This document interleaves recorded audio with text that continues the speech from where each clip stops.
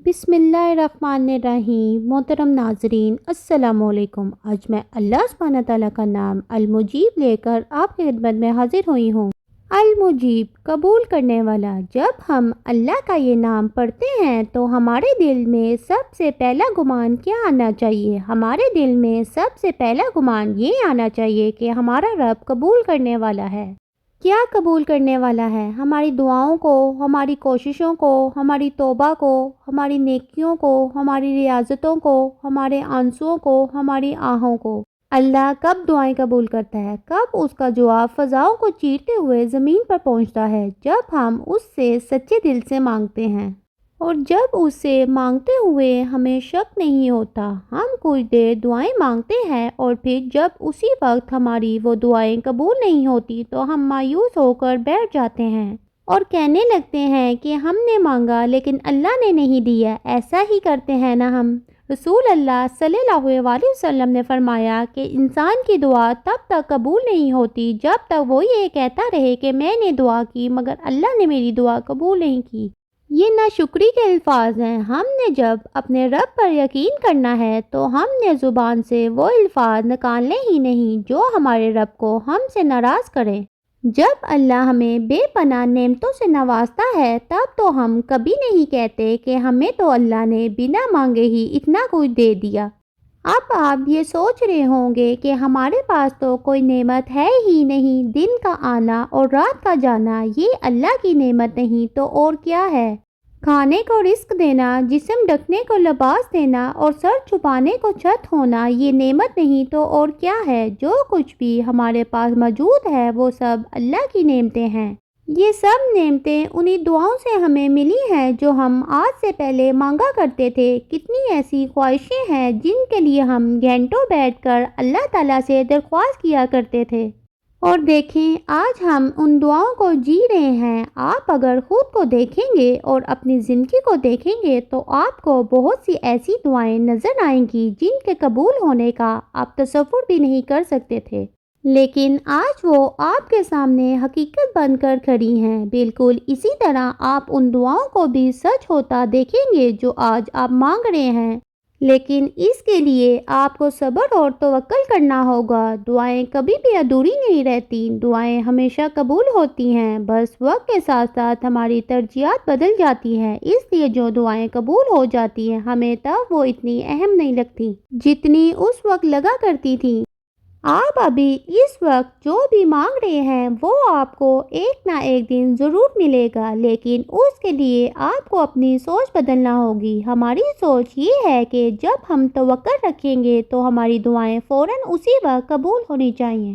یہ توکل نہیں ہوتا۔ توکل کے معنی ہے ہر شے سے دستبردار ہو جانا۔ توکل تو چھوڑ دینے کو کہتے ہیں، اللہ پہ سب چھوڑ دینے کو اور اللہ کے لیے سب چھوڑ دینے کو۔ آپ اپنی زندگی میں ہونے والی کوئی بھی چیز کنٹرول نہیں کر سکتے۔ آپ کو کب اور کیا ملنا ہے اس بات کا فیصلہ کرنا آپ کے بس میں نہیں ہے۔ اس لیے آپ کو تب تکلیف ملتی ہے جب آپ چیزوں کو فورس کرنا شروع کر دیتے ہیں، جب آپ اپنی خواہشات کو خود پر اور دوسروں پر مسلط کرنے کی کوشش کرتے ہیں۔ اصل توکل یہ نہیں ہے کہ جو مانگا ہے وہ ہر حال میں اسی وقت ہمیں چاہیے۔ اصل توکل یہ ہے کہ ہم نے دعا کی، پھر ہم میں جتنی طاقت تھی ہم نے اس طاقت کے مطابق کوشش کی اور پھر باقی کا معاملہ اللہ کے سپرد کر دیا۔ ہم اپنے معاملات اللہ کے حوالے کر ہی نہیں پاتے۔ ہم اس خوف میں رہتے ہیں کہ اگر ہم نے اپنے معاملات اللہ کے سپرد کر دیے اور ان کا نتیجہ ویسا نہ نکلا جیسا ہم چاہتے ہیں تو کیا ہوگا؟ بس ہمیں یہ خوف دل سے نکالنا ہوگا۔ ہمیں ہر اس چیز سے آزمایا جائے گا جس سے ہم ڈرتے ہیں۔ اگر ہم اپنے معاملات کو اللہ کے سپرد کرنے سے ڈرتے ہیں تو ہمارے معاملات کو اللہ اسی جانب پلٹ دے گا جہاں ہمارے پاس اپنا سب کچھ اللہ کے حوالے کر دینے کے سوا کوئی دوسرا راستہ نہیں بچے گا۔ اس لیے آج سے آپ نے اس ایک دعا کو اپنی دعاؤں کا حصہ بنا لینا ہے کہ یا اللہ جو میرے حق میں بہتر ہے وہی میرے ساتھ ہو، اور پورے اعتماد کے ساتھ آپ نے یہ دعا اللہ سے مانگنی ہے۔ یہ دعا آپ کی زندگی بدل دے گی۔ یہ دعا آپ کو کبھی بھی بے سکون نہیں ہونے دے گی، اور اس دعا کے ہوتے ہوئے آپ کو کبھی بھی کسی بھی قسم کا نقصان نہیں اٹھانا پڑے گا۔ آپ جب ایک ہی چیز مانگتے ہیں تو آپ اپنی دعاؤں میں لمٹ رکھ لیتے ہیں، جبکہ اللہ کے خزانوں کی کوئی لمٹ نہیں، اس لیے کھول کر مانگا کریں۔ اللہ سے بہتر ہمارے لیے کوئی بھی انتخاب نہیں کر سکتا، اللہ سے بہتر کوئی نہیں جان سکتا کہ ہمارے دل کو کون سی چیز سکون دے گی۔ اللہ سے بہتر ہماری دعائیں کوئی نہیں جانتا۔ ہم تو وقت کے ساتھ ساتھ اپنی کئی ساری دعائیں بھول جاتے ہیں، لیکن اللہ وہ دعائیں نہیں بھولتا۔ کبھی کبھار تو بڑی حیرت ہوتی ہے جب وہ دعائیں اللہ ہمارے سامنے پوری کر کے لے آتا ہے جو ہم نے کئی سال پہلے مانگی تھی۔ یہ اس کا رحم ہے، یہ اس کی محبت ہے۔ وہ ہم سے اتنا پیار کرتا ہے کہ وہ ہماری ساری دعائیں اپنے پاس سنبھال کر رکھ لیتا ہے، اور پھر جیسے جیسے صحیح وقت آتا ہے ویسے ویسے وہ ان دعاؤں پر کن فرما دیتا ہے۔ آپ کو بس یہ یقین رکھنا ہے کہ آپ کی دعائیں ایک نہ ایک دن ضرور پوری ہوں گی، بس آپ نے دعا کرنا نہیں چھوڑنا، آپ نے اللہ سے بہتری اور خیر کا سوال کرنا نہیں چھوڑنا۔ آپ نے چیزوں سے دستبردار ہونا ہے، دعاؤں سے نہیں۔ چیزوں سے دستبردار ہونے کا مطلب یہ ہے کہ ابھی اللہ آپ کو جس راستے پر چلا رہا ہے آپ نے اس راستے پر بغیر کوئی شکوہ کیے چلتے رہنا ہے، پھر بھلے وہ راستہ آپ کی پسند کا ہو یا نہیں، اور ساتھ ہی ساتھ آپ نے اللہ سے اچھے وقتوں کے لیے دعا کرنی ہے۔ پھر دیکھنا کیسے ہواؤں کو کاٹتے ہوئے اللہ کا جواب آپ تک پہنچے گا اور ایک ہی سیکنڈ میں سب کچھ بدل کر رکھ دے گا۔ آپ نے اپنی دعاؤں میں کبھی بھی کسی تیسری ذات کو شامل نہیں کرنا، آپ نے بس اسی سے مانگنا ہے جس کے پاس کن کے اختیارات ہیں، کیونکہ ہماری دعائیں بس اسی کے حکم کی محتاج ہیں۔ اور آپ نے کبھی بھی یہ نہیں سوچنا کہ میری دعائیں ناممکن ہیں، بڑا سوچنا ہے، کیونکہ ہمارا رب سب سے بڑا ہے۔ ہمارا رب ہماری سوچ سے بھی بڑا ہے۔ ہمارے خیالوں میں جو چیز ناممکن ہے، ہر وہ چیز اس رب کے ہاں ممکن ہے، بلکہ اس کے ہاں تو ناممکن کا سوال ہی پیدا نہیں ہوتا۔ وہ فرماتا ہے ہو جا اور سب ہو جاتا ہے۔ جب اس کا بندہ اسے پکارتا ہے تو وہ اس پکار کا جواب خود دیتا ہے۔ وہ دو جہانوں کا رب ہے، اور اس کے لیے آپ کی دعائیں اتنی اہم ہیں کہ وہ ان دعاؤں پر خود آپ سے مخاطب ہوتا ہے، اور جب وہ اپنے کسی بندے کی طرف مخاطب ہوتا ہے تو اس بندے کے لیے اپنے کن کے سبھی دروازے کھول دیتا ہے، بس آپ نے اسے پکارتے رہنا ہے۔ آپ نے کوئی بھی ایسی بات نہیں کرنی جو اس کی ناراضگی کا باعث بنے۔ آپ نے لوگوں کے پاس جا جا کر یہ نہیں کہنا کہ اللہ میری دعائیں قبول نہیں کرتا۔ آپ نے صبر سے کام لینا ہے، آپ نے توکل سے کام لینا ہے، پھر دیکھنا آپ کا کام خود بخود بن جائے گا، آپ کے معاملات خود بخود سلجھ جائیں گے۔ اللہ کا جواب انہی کے لیے آتا ہے جو سوال نہیں کرتے۔ اللہ اپنے کاموں میں دیر سویر نہیں کرتا، نہ اس کا جواب وقت سے پہلے آتا ہے اور نہ ہی اس کا جواب وقت گزر جانے کے بعد آتا ہے۔ اس کی مدد ہم تک تب پہنچتی ہے جب ہمیں اس کی سب سے زیادہ ضرورت ہوتی ہے، اس لیے نا امید نہ ہو۔ اس نے اگر آپ کو دعا مانگنے کی ہمت اور توفیق دی ہے تو یقیناً اس نے آپ کو بچانے کے منصوبے بھی تیار کر رکھے ہیں۔ دعائیں نصیب سے ملتی ہیں، اور نصیب میں کچھ بھی بے وجہ نہیں ہوتا۔ آپ اس سے مانگنے کا سلسلہ جاری رکھیں۔ آپ نے اپنے آپ کو کمزور نہیں پڑنے دینا، آپ نے رکنا نہیں ہے، آپ نے بدگمان نہیں ہونا، آپ نے اللہ کے فیصلوں میں ہمیشہ بھلائی ڈھونڈنی ہے، آپ نے ہمیشہ اللہ سے اچھے کا گمان رکھنا ہے، پھر انشاءاللہ آپ کو اچھا ہی ملے گا۔ اللہ دعاؤں کے ساتھ ساتھ اور کیا قبول کرنے والا ہے۔ ہمارا رب توبہ قبول کرنے والا بھی ہے۔ ہمیں ہمیشہ یہ کہہ کے ڈرایا جاتا ہے کہ اللہ سزا دے گا، اللہ پکڑ لے گا، اللہ دوزخ میں ڈال دے گا۔ اللہ انسانوں جیسا نہیں ہے کہ آپ نے ایک گناہ کیا اور بس وہ آپ پر اپنے در کے سبھی دروازے بند کر دے۔ ایسا تو انسان کرتا ہے، انسان آپ کو دوسرا چانس نہیں دیتا، لیکن اللہ کے پاس آپ کے لیے ہمیشہ چانس موجود ہوتا ہے۔ وہ ہمیشہ آپ کے پلٹ آنے کی گنجائش رکھتا ہے۔ وہ اپنے در کا دروازہ کبھی بند نہیں کرتا۔ اس کے در کا دروازہ تو ایک کافر پر بھی بند نہیں ہوتا، تو آپ تو پھر اسی کے بندے ہیں۔ آپ ابھی اپنے جس بھی گناہ کے بارے میں سوچ کر پریشان ہیں وہ تو اتنا بڑا ہے، وہ تو اللہ معاف نہیں کرے گا، تو جان لیں کہ اللہ آپ کے اس گناہ کو بھی معاف کر دے گا۔ لیکن پہل آپ کو کرنی ہوگی۔ آپ کی سانس جب تک بحال ہے تب تک توبہ کا دروازہ آپ پر کھلا ہے اور تب تک اللہ آپ کو معاف فرماتا رہے گا۔ ایسا نہیں ہوگا کبھی کہ آپ اللہ سے سچے دل سے معافی مانگ رہے ہوں اور وہ آپ کو دھتکار دے۔ ایسا نہیں ہوگا کبھی کہ آپ دوسری دفعہ اس کے پاس اپنی ندامت لے کر جائیں اور وہ آپ سے کہے کہ پہلے بھی تم یہ ندامت لائے تھے لیکن پھر بھی اس کے بعد تم نے گناہ کر دیا، تو اب معافی نہیں ملے گی۔ آپ کو کبھی بھی اس ہستی سے انکار نہیں ملے گا، آپ کو کبھی بھی اس ہستی سے رسوائی نہیں ملے گی۔ وہ دنیا کی طرح آپ کو شرمندہ نہیں کرے گا، وہ دنیا کی طرح آپ کی عزت نفس مجروح نہیں کرے گا، بلکہ وہ تو آپ کو ڈانپ لے گا، آپ کے گناہوں کو چھپا لے گا۔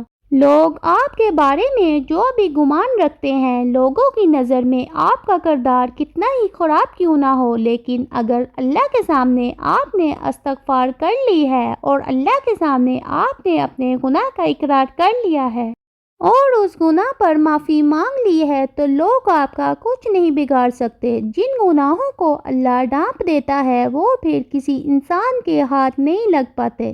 یہی توبہ کی سب سے بڑی طاقت ہے کہ اللہ آپ کو ایسے ذریعوں سے تحفظ دیتا ہے کہ جو آپ کے کبھی گمان میں بھی نہیں آئے ہوتے۔ اس لیے اللہ کے سامنے شرمائے نہیں، اللہ کے سامنے اپنی غلطی کو مانتے ہوئے کترائے نہیں۔ وہ پہلے سے ہی جانتا ہے کہ آپ سے خطا ہو گئی ہے، وہ بس اب آپ کی توبہ کے انتظار میں ہے۔ وہ آپ کے منہ سے استغفار سننا چاہتا ہے تاکہ وہ دیکھ لے کہ آپ کو اپنے گناہ کا احساس ہے، تاکہ وہ دیکھ لے کہ آپ کا ایمان ابھی بھی زندہ ہے، اور توبہ کے ساتھ ساتھ چھوٹی چھوٹی نیکیاں بھی کیا کرے۔ نیکیاں گناہوں کو مٹا دیتی ہیں اور نیکیوں سے انسان میں اتنی طاقت آ جاتی ہے کہ وہ گناہوں کو ترک کر سکے۔ ہم سمجھتے ہیں کہ نیکیاں کرنا بہت مشکل کام ہے، کیونکہ ہماری نظر میں نیکی کوئی بہت بڑا کام کرنا ہے، جیسے ہماری نظر میں صدقہ وہ ہے جو لاکھوں یا ہزاروں کا کیا جائے۔ نیکی 5 وقت کی نماز پڑھنا بھی ہے، نیکی روز قرآن کی ایک آیت پڑھنا بھی ہے، نیکی کسی کا دل دکھانے کی بجائے اس کے دل کو اپنے الفاظوں سے سکون پہنچانا بھی ہے۔ نیکی غیبت کرنے کی جگہ اپنی زبان کو ذکر و اذکار میں لگانا بھی ہے، نیکی ایک دوسرے کو دیکھ کر مسکرانا بھی ہے، نیکی کسی پیاسے کو پانی پلانا بھی ہے، نیکی کسی کے راز پر پردہ رکھ لینا بھی ہے، نیکی معاف کر دینا بھی ہے، نیکی کسی کے حوالے سے اپنا دل صاف کر لینا بھی ہے، نیکی گناہ سے بچانا بھی ہے، نیکی گناہ ہو جانے کے بعد توبہ کر لینا بھی ہے، نیکی اپنے والدین کے ساتھ حسن سلوک سے پیش آنا بھی ہے، نیکی کسی تک اللہ کی بات پہنچانا بھی ہے۔ آپ کا ہر وہ کام جس سے اللہ کی مخلوق کو فائدہ پہنچے وہ نیکی ہے۔ اللہ اور کیا قبول کرنے والا ہے، اللہ ہماری کوششیں قبول کرنے والا ہے، اللہ ہماری نیتیں قبول کرنے والا ہے۔ اس سے کوئی فرق نہیں پڑتا کہ ہماری نیکی بڑی تھی یا چھوٹی تھی، فرق صرف اس بات سے پڑتا ہے کہ ہم نے کوشش کی اور ہماری نیت صاف تھی۔ کچھ نیکیاں ہمیں بہت چھوٹی لگ رہی ہوتی ہیں، ہم انہیں معمولی سمجھتے ہیں، جبکہ کوئی بھی نیکی اللہ کی نظر میں چھوٹی نہیں ہے۔ نبی کریم صلی اللہ علیہ وسلم نے فرمایا، ایک بدکار عورت صرف اسی وجہ سے بخشی گئی کہ وہ ایک کتے کے قریب سے گزر رہی تھی جو ایک کنویں کے قریب کھڑا پیاسا ہانپ رہا تھا۔ ایسا معلوم ہوتا تھا کہ وہ پیاس کی شدت سے ابھی مر جائے گا۔ اس عورت نے اپنا موزہ نکالا اور اس میں اپنا دوپٹہ باندھ کر پانی نکالا اور اس کتے کو پلا دیا، تو اس کی بخشش اس نیکی کی وجہ سے ہو گئی۔ صحیح بخاری 3321۔ اللہ کے ہاں یہ نیکی نہیں کہ آپ چاند پر جا کر نماز پڑھنے کا ریکارڈ قائم کریں، اللہ کے ہاں یہ نیکی ہے کہ آپ اس کی زمین پر عاجز رہیں، آپ اس کی مخلوق کے ساتھ نرمی سے پیش آئیں۔ اگر ہم اپنی زبانوں کو کنٹرول میں رکھنا سیکھ جائیں تو یہی سب سے بڑی نیکی ہے۔ ہمارے اکثر گناہ زبان کی وجہ سے ہیں، کیونکہ ہم یہ نہیں جانتے کہ کہاں بولنا ہے اور کیا بولنا ہے۔ ہر جگہ اپنی رائے سامنے رکھنا ضروری نہیں ہوتا، جہاں خاموشی سے بات ختم ہو رہی ہو وہاں خاموش رہنا ہی زیادہ بہتر ہوتا ہے۔ یہ ان حالات کے لیے نہیں ہے جب آپ پر ظلم ہو رہا ہو۔ ظلم پر خاموش رہنا کوئی نیکی نہیں ہے، ظلم پر خاموش رہنا سب سے بڑا ظلم ہے، اور ایسے ہمارا شمار بھی ظالموں میں ہوتا ہے۔ اس لیے اس بات کو آپ نے غلط معنی میں نہیں لینا۔ یہاں ان حالات کی بات ہو رہی ہے جب ہم فن کے طور پر دوسروں کا مذاق اڑاتے ہیں، جب ہم کسی کی ظاہری شکل و صورت پر تبصرے کرنا بہت ضروری سمجھتے ہیں، جب ہم کسی کے کردار کے بارے میں غیبت کرتے ہیں، جب ہم کسی کی ذات پر بہتان کستے ہیں، جب ہم جھوٹ بول کر اپنے مفاد کے لیے دوسروں کو دھوکہ دیتے ہیں، جب ہم اوروں سے یہ سوال کرتے ہیں کہ اولاد کب ہوگی، شادی کیوں نہیں ہو رہی، اتنی سانولی کیوں ہو، اتنی موٹی کیوں ہو، پہلے تو پردہ نہیں کرتی تھی، اب کیسے اتنی شریف بن گئی، ان تمام جگہوں پر خاموشی سے بھی کام چلایا جا سکتا ہے۔ ضروری نہیں ہے کہ ہم ہر چیز میں نقص نکالیں، ہر چیز میں کیڑے نکالیں، وہ بھی اپنے نہیں دوسروں کے۔